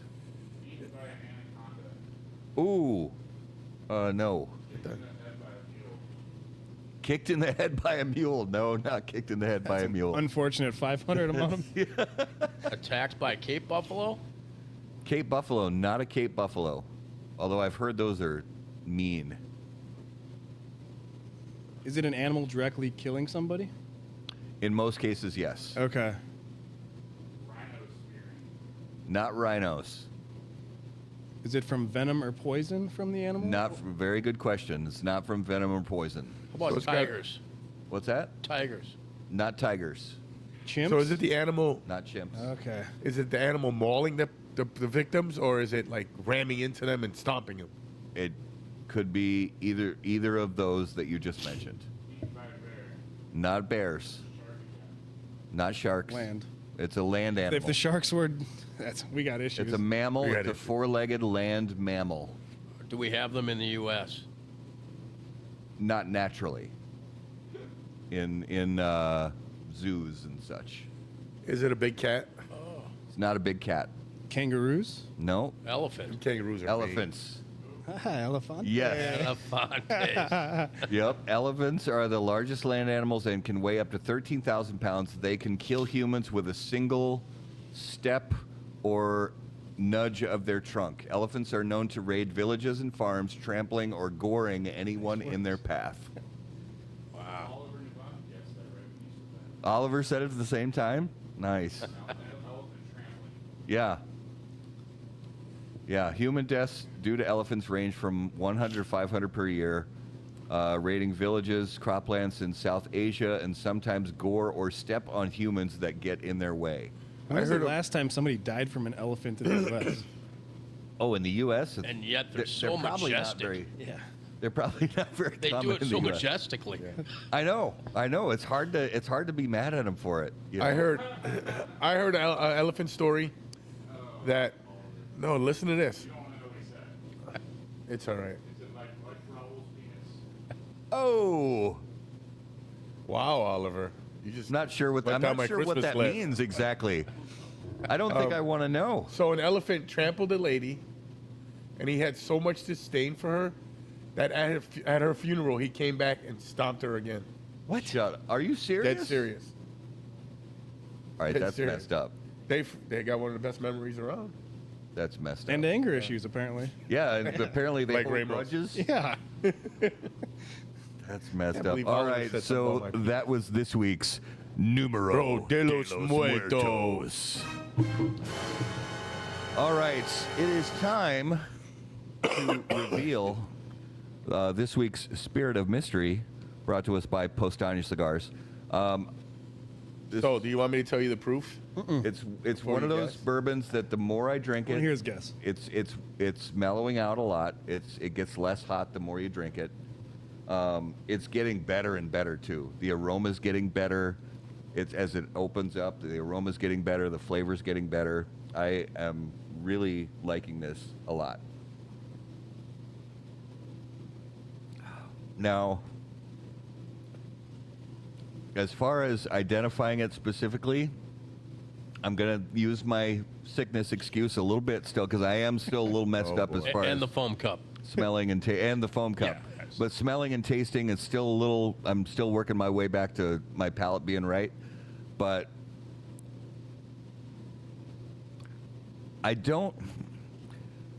I'll say that it doesn't taste super duper familiar. Like, I don't feel like this is a bottle I've had in my collection before. I don't feel like it's a bottle that I've had a taste of maybe once, but maybe not even that much. It doesn't seem like a super familiar bourbon to me, but it tastes really good. It smells fantastic. It is definitely hot. I'm gonna guess. So first, I'll guess the proof. I'm gonna guess that the proof is 136. It's lower than that. Slightly lower. 133. Higher. 135. Lower. 134. Point Yes, one. 134. 134.1. Okay, so I was. Well, you're You're in the pretty ballpark. close. You're in the That's- ballpark. I knew it I was. can't I knew it was I in mean- that kind of 130-ish something or other. I do have this. I do have You're this in my way off. collection. Yeah, you're off by You're 2 off. whole points. Curious. I do have this in my collection, but it's unopened. You don't So have this one. you have some in Yes, I your do. collection, but I haven't had this one No. before. Now, You don't have this. Show you where I go. now I'm thinking through barrel proof stuff that's out there on the market. with that kind of. There's a ton of it. But with this kind of flavor profile, like even as hot as it is, it's super clean and it's still super smooth. Which kind of, and then is this a local store pick? Yes, not local to Minnesota though. Not local to Minnesota.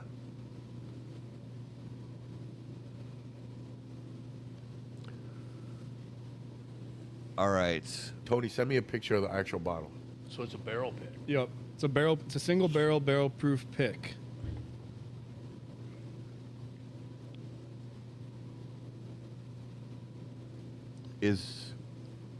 There's something that kind of is leading me down a certain path, and that path is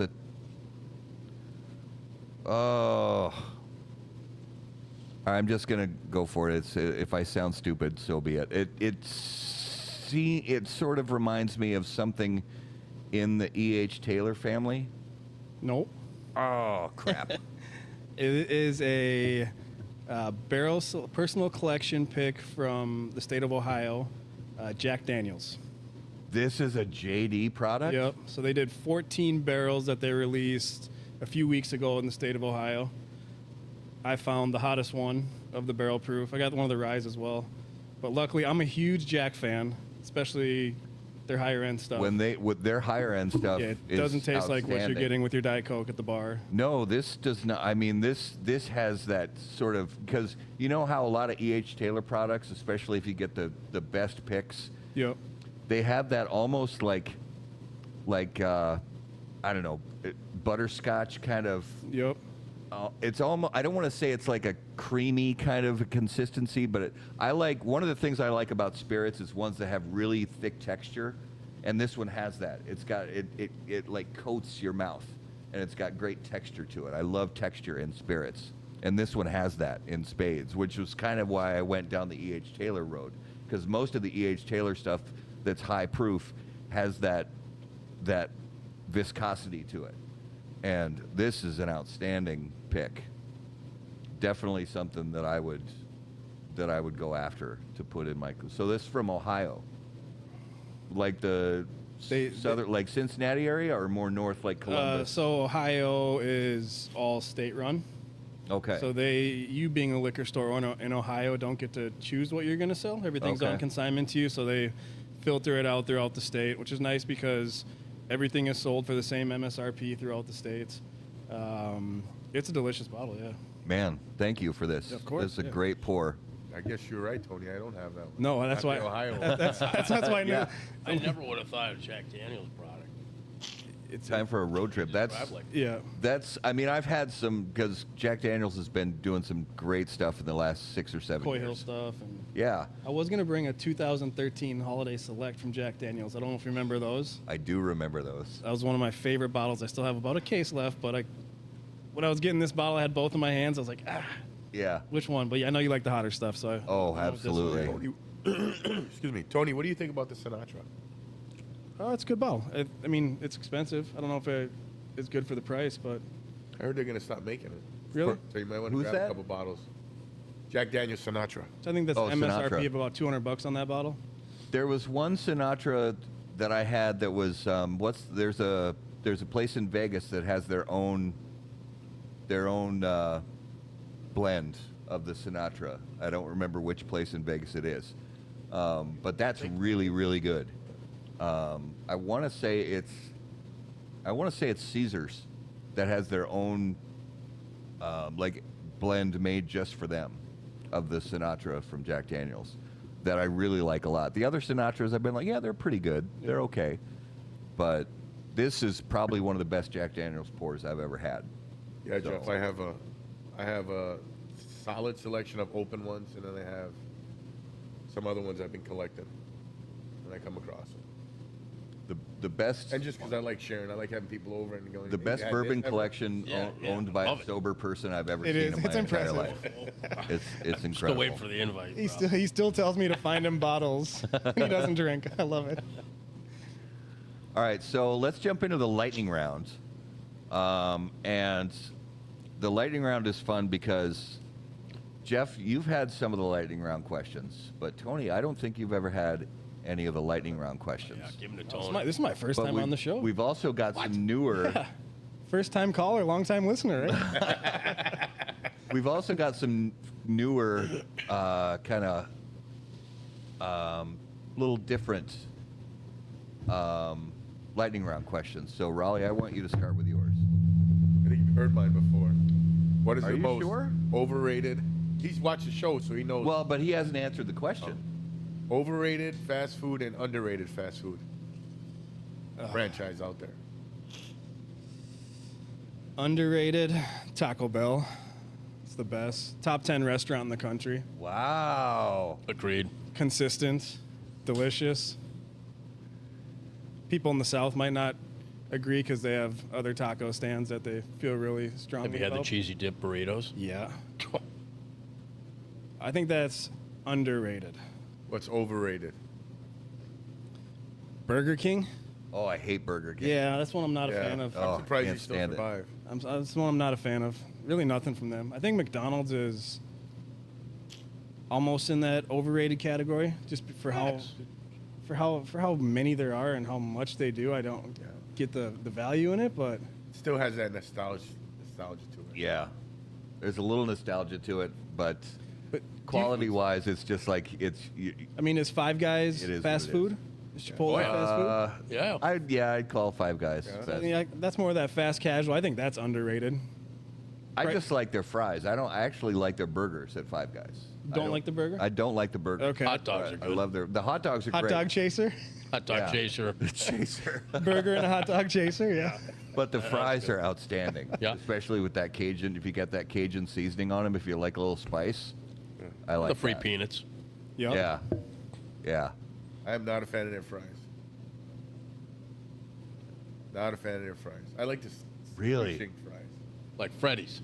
Yeah, I love Freddy's. Oh. What about what about the Snuffies? Snuffies fries? I haven't had Snuffies. What? Dude, I got to take you to Snuffies. You haven't been to Snuffies before?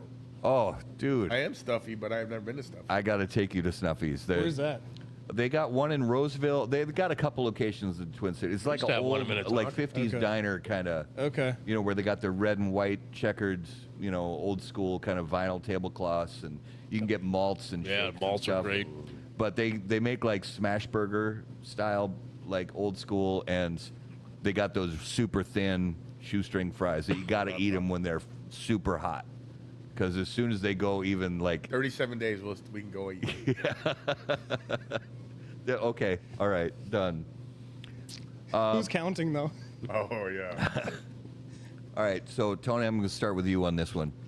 If you were suddenly given your own late night talk show, who would you want to be your first guest? Am I going for ratings or just who I want to talk to? Just who you want to talk to. That's a good question. I don't want to hear the political side. Yeah. I want to go. Probably for me, it'd be someone in the sports world. I want to talk to the big ticket Kevin Garnett.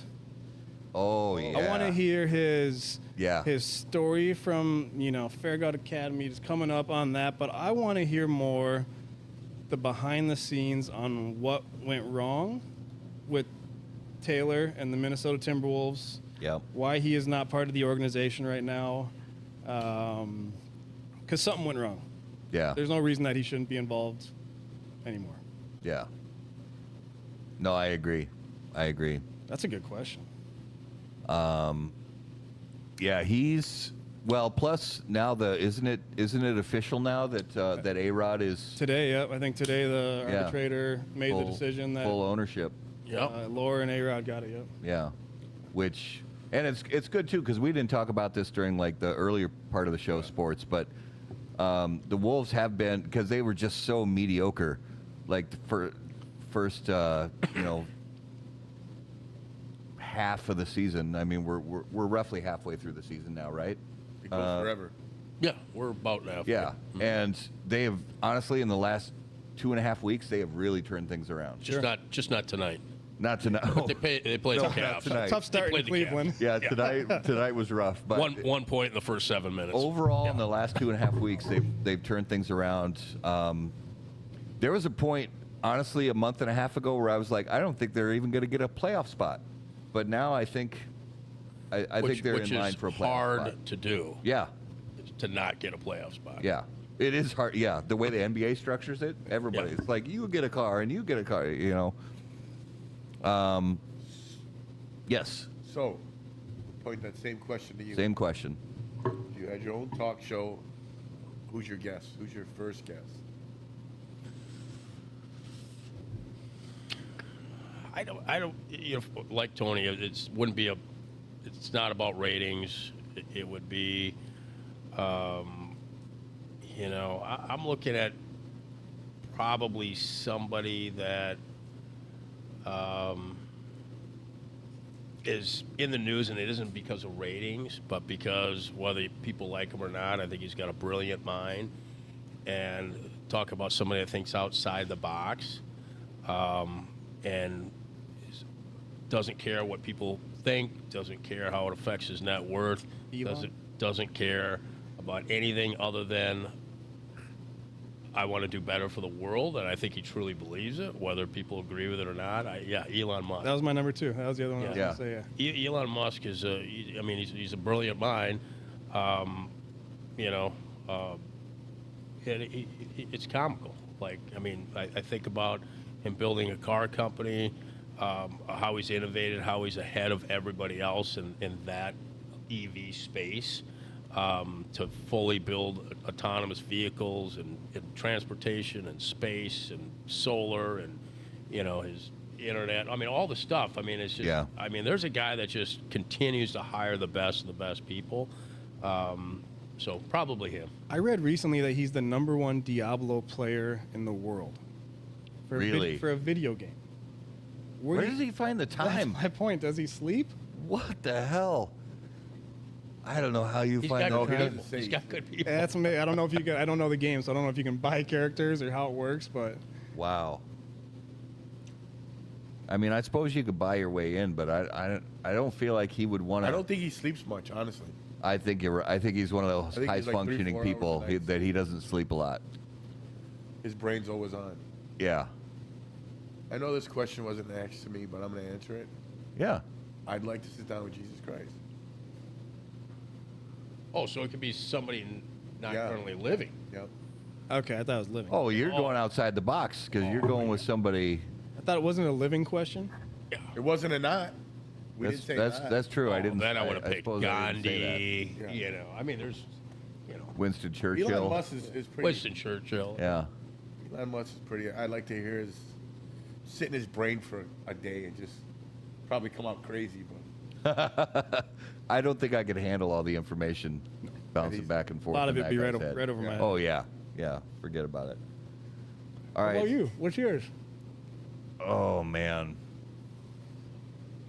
So mine would not Alive be or dead. Alive or dead. Mine would not be for ratings. and it's just one of these kind of modern thinkers that I enjoy listening to him talk, and I enjoy reading his books. And even though a lot of what he says is so complex, I have a hard time wrapping my brain around it. But there's a guy named Dr. Jordan Peterson. He's a psychologist from Canada. Yep. And he's been, kind of growing in notoriety in the last 7 or 8 years. And He got a couple of his books. I've seen him interviewed by dozens of people. And my brother and I went to see, he was at the State Theater in Minneapolis a couple of years ago. My brother and I went to see him. And he just talks about life and everything from relationships to religion to history to everything. And he's just one of those minds that I have a hard time wrapping my own brain around just to try to keep up. But I appreciate a lot of what he has to say. And he's got a great voice and a great delivery Yeah. when he speaks. So, I would. Thing with him though is it'd be like my first guest is Jordan Peterson, and that first guest is like 2 hours. Yeah. So it'd be a really long show. But I don't know. I find And it you wouldn't have to fascinating. ask a lot of questions. Yeah. I mean, he would just Ask him he one would talk, question. and the audience would just be going. He'll go for 40 minutes on one question. Yeah. All right, let's jump into notable smokables. So notable smokables. Each week we name a cigar that we smoked recently that stood out to us. Now, this could be a cigar that's been on the market for decades that we smoked for the first time in a very long time, or a cigar that's brand new to the market that we smoked for the first time ever. Obviously, you guys are smoking a lot of Crux cigars, but if you get a chance to jump outside of your own portfolio, is there something you smoked recently that stood out to you? For me, it's Alfonso. Yeah. Once again, I picked one up from, I bought that's one a from the cigar. humidor just a few hours ago. When people ask me, like, what have you smoked that you love? I love that cigar, and it makes us want to be a better cigar company. It's construction, it's burn time. I mean, you buy an Alfonso, it's like you get 2 cigars in one. Yeah. Anyway, that's the one I've just been on. I love it. How about you? Tough Tony? to find a second place for better constructed cigars in the industry. I mean, they're always spot on. It's not because Oliver's on. I've told this to Oliver before. I'm like, those cigars are just top notch. Me next? Yeah. That's a good question. As you guys know, like my bottom row of my low travel case is never Crux. So first and foremost, I'm a tobacco lover, smoke a lot of Crux, but I'm going to go back to one that might be my most purchased box of cigars. And I smoked one yesterday, and it just hits right always. Padron 1964 Exclusivo.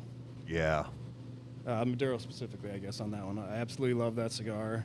That's kind of one of my favorites. Yeah. And you said you're on the Maduro side. Maduro for me, yeah. I love the Okay. natural too, but You know what's interesting? Everybody's got their own way. Like for me, in the Padron, either the 64 or the 26. For me, I like 64 in the natural, and I like the 26 in the Maduro. sure. But I know a lot of people who are the exact opposite, where they prefer the natural in the 26 and so on and so forth. But it's Like what you like. They're so good though. Yeah. I mean, Padron, they've been doing it a long time and putting out good products consistently. Sure. What was your notable this week, Raleigh? The one I smoked tonight was the Byron Selection 1850. Oh, okay. I think it's the Maduro. Yeah. It's pretty good. I thought it was going to be lighter, even though it was a dark wrapper, but it hit pretty nice. Yeah. Nice, flavorful. Would you consider First time I smoked it. medium in strength? Medium body? heavier. Yeah. Body? Medium plus? It was a little stronger than I thought going into it because I've been smoking a lot of light stuff because of my diet. But yeah, it was strong. Wait, Wait a what? second. Wait, what? Well, I'm kind of a. That's part of the diet You smoke too? light no, cigars? I'm kind of a. You lose weight? Just, yeah, I usually got to eat before I smoke a cigar. Sure. And I've been trying all Connecticut since I haven't been eating as much. So tonight I had a nice steak before I came. So I had the base for a darker. How about your wardrobe on the diet? Is any restrictions on wardrobe? What you can wear, colors? Usually I stick with Crux or how about that cigar, but I ran out of shirts. You look good. You look good, brother. Thank you. So my notable this week, it's funny because it's also, before we did the show tonight, we went through the walk-in humidor here at Tobacco Grove and picked out some cigars to purchase for ourselves. And one of them I bought that I hadn't had since it first came out, which wasn't a super long time ago, but the Plasencia Cosecha 151 in that Corona, of course. Solid. Corona Gorda. Corona Gorda size. That's your size, right? That's my size. And that that blend, I enjoy it in the other sizes too, but that blend just sings and it's not an expensive cigar. It's $13.50, something like that. Not an expensive cigar. And I just think that blend sings in that 46 ring gauge. So, and I lit that up as we were sitting here just kind of chilling, waiting to start setting up for the show. And I was like, yeah, I remember this. One of my probably, as far as the Plasencia brand, one of my go-tos, because it's less expensive, even though some of their higher price point stuff is still outstanding. Sometimes it's like, I just want to spend $13.50 today. And it hits every time. So, all right, coming attractions. Next week on February 17th, we have Luciano Morales from Luciano Cigars. February 24th, we have Andrew from Lampert Cigars. First time we're having the Lampert brand on the show, so excited to learn more about their brand. And starting out the month of March, once again, to the HBTC studios, we have Chef Ed Porter returning for some special cigar food and drink pairings. In the That's always a blast. Are you off the diet then, though? Well, I'm helping him with the. Don't worry about it. I mean, if I'm you need helping him with the pairing. If you need me to fill in, let you know how good everything tastes. If you need a proxy, You got to have a free day. Yeah. Once in a while, you need a free Cheat day. day. 75 and no free. Yeah. 2 workouts a day. You're committed. Yeah. Like I said, 37, 36 days left. And then what? but who's What's counting? the first meal you're going to eat? Probably a steak. Steak? With shoestring fry. Some mashed potatoes and gravy. And have some cheesecake. I miss cheesecake. Your wife's cheesecake.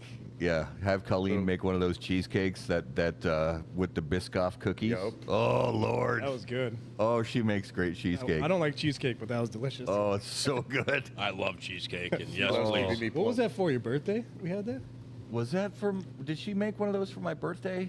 Or was that we had a bunch of people over to the house were we playing cards or was it a show? It was a show. It was my birthday. Your last birthday, year. okay. Yeah, it was yours. Yeah. Okay, that's right. My birthday last year. Yeah, she made 2 of those cheesecakes, and we demolished those. There were probably 12 of us in the garage that night. Yeah, we demolished those cheesecakes, dude. That was a fun night. All right, I'm on board with you when you're. I'll bring the cheesecake. You good stuff. I just want to live vicariously through the end of the diet, and then be like, okay, cheesecake day. You got to get off this diet. Yeah. Man. It's not good for us. It's not good for us. I could have Yeah. had cheesecake tonight. We could have. All right. So, Jeff and Tony, if you would please give our viewers and listeners an idea, where is the best place for them to keep up with everything going on with Crux Cigars? CruxCigars.com. Give you a list of all of our retail partners, information on the company. Crux Cigars on Instagram, Facebook. Tony Hogan Crux for me. And Crux Crusaders on Facebook too? Or? Yeah, Facebook group, Crux Crusaders. Most definitely. Well, guys, thank you so much for being our guests on the show and Thanks, hosting us gentlemen. here in was the fun. lovely Yeah. Tobacco Grove. Thanks really for having appreciate us. it. Oh, Yeah, thank you. A lot of fun. Thanks, guys. Thanks, everyone. All right, viewers and listeners, guys, thank you so much for being the best part of How About That Cigar Live. We appreciate you guys so much. If you would please take just a minute, click on all of your favorite platforms, whether it's Facebook, YouTube, or Rumbo! and make sure to click on all the big, beautiful buttons, whether that's the like button, the follow button, or the subscribe button. It really helps us out a lot, and that way you won't miss anything that we have coming up on How About That Cigar. If you have questions for us, you can email us on the website, howaboutthatcigar.com. Be sure to follow us on all of your favorite social media platforms. You'll find us at HBT Cigar. And of course, until we see you guys next time, burn cigars, Not bridges. Thanks, guys. Thank you.